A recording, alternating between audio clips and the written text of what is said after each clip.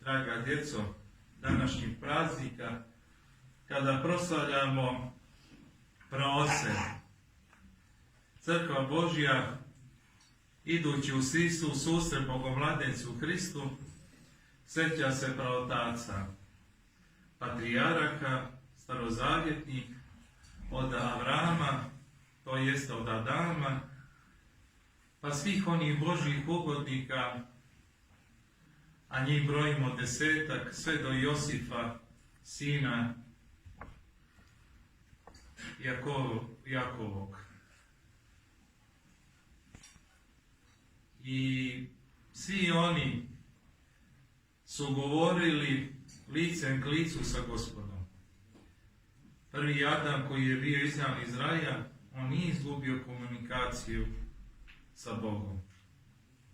A onda svi redom su imali tu živu komunikaciju, tek do vremena kada su se izabrani narod pomiješao u Egiptu sa Mesopotamcima, Egipćanima, onda su oni morali da imaju pisani zakoni, kao što znate, to su oni dobili na Sinajskoj gori u vidu 10 Božjih zapovijesti, a do tada zakon Božji pisao je na tablicama srca. Toko je bila čista misao i čisto srce u čovjeku, da nije trebao da postoji pisani zakon. A kasnije, koliko se čovjek udaljio od Boga, da je kasnije morao da se i napiše na 2 tablice 10 Božjih zapovijesti, a od tih 10 Božjih zapovijesti je ustanovljen i društveni odnos i mnogi drugi zakoni i običaji koje možemo čitati u Petoknjižju Mojsijevom. Šta nam je još važno u ovom današnjem evanđelju za razumijevanje ovih patrijaraka i onih Božjih ugodnika, ne samo ovih 10 patrijaraka od Adama do Josifa, nego i u širem smislu svih onih starozavjetnih ugodnika Božjih koji su bili sluge Božje. Današnje evanđelje govori da mnogi nisu bili takvi, nego neki su rekli molim te izgovori me zbog imanja, neki su rekli molim te izgovori me zbog par volova što sam kupio, a treći su govorili o ženi se molim te izgovori me. Sve te 3 elementa koja su sastavni dio u ovome životu, koje sačinjava ovaj zemaljski život, pokazuje da ako čovjek samo stavi akcenat na imanje, na zaradu, to jeste na imущstvo koje stiče ovdje na zemlji kao blago, pa čak i samim time kad je u pitanju muško-ženski odnos, a to znači i ženitba, ako je sve to prije Boga, onda na toj večeri oni neće doći, jer mnogo je zvanica, a malo je onih koji će doći, koji će se odazvati.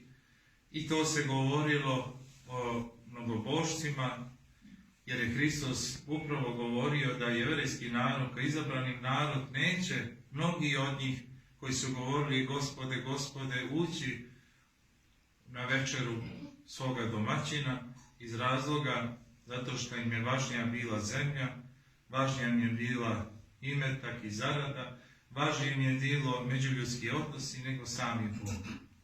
A mi hrišćani učimo se da taj odnos Boga i čovjeka da gradimo ne samo preko patrijaraka, nego i današnjeg praznika Materica. Kao što imamo patrijarhe, praoce, tako imamo i pramatere. Od Eve, pa onda sjetimo se Sare, pa se sjetimo Rahilje, Reveke, Ilije, Lije, pa se sjetimo Jestire, sjetimo se Ane, majke Solomona, proroka, pa se sjetimo također i Suzane.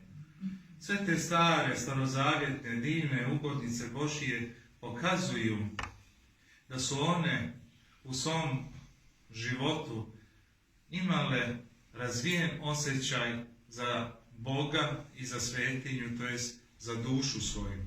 Pa su onda i taj odnos prema svetinji života prenosili na svoje potomstvo. Pratili su dakle svoje muževe.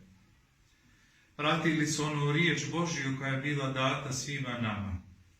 I kao što u susret Bogomladencu Hristu idemo u Vitlemskoj pećini da sazrcavamo Bogomladenca Hrista, tako mi suzrcavamo na današnji dan Materica, Bogomajku, Presnu Bogorodicu, koja nas je iskupila, koja je vratila dostojanstvo ženskom rodu.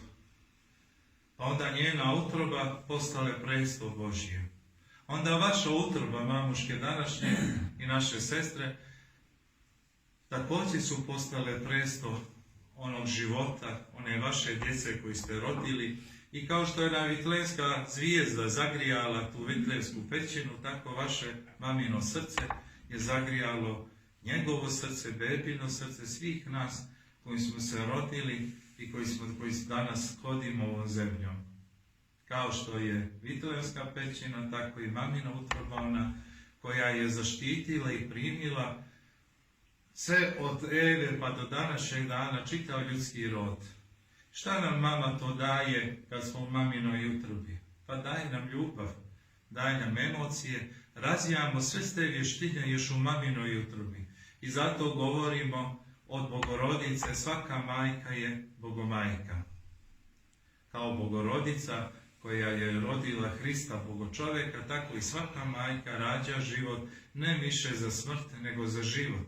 Pogotovo za nas hrišćane koji se rađamo po drugi put, tajnom krštenja, to je usinovljenje, kada opet se vraćamo u naručje Oca Nebeskoga. Sve to ne bismo mogli bez majke, zato današnje mamuške čestitam praznik ovog divnoga praznika i dostojanstva kojim je Bog dao da se zovete mame, da vas neko od djece i da vas djeca mogu zvati mama, a vi svojom srcem i ljubavi, svojim zagrljanjem da grlite i da mazite i da ih učite, ne samo jezikom i vještinama, um i intelektualnim, nego najbolja ono znanje koje možete prenijeti svojoj djeci, to je srcem kad se uči i kad se prenosi ta emocija, a to je emocija jeste ljubavi, jeste milosti, jeste radosti.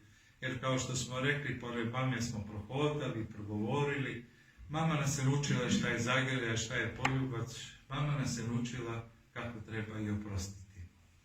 To nas uči i Presna Bogorodica kroz stradanje njenog sina Isusa Hrista, kome idemo u susret u Vitlejevskoj pećini, radujući se Otcu, Sinu i Svetome Duhu, svima onima koji su proslavljali Boga ovdje na zemlji, svima njima neke slave i hvala, vavijek. Amin.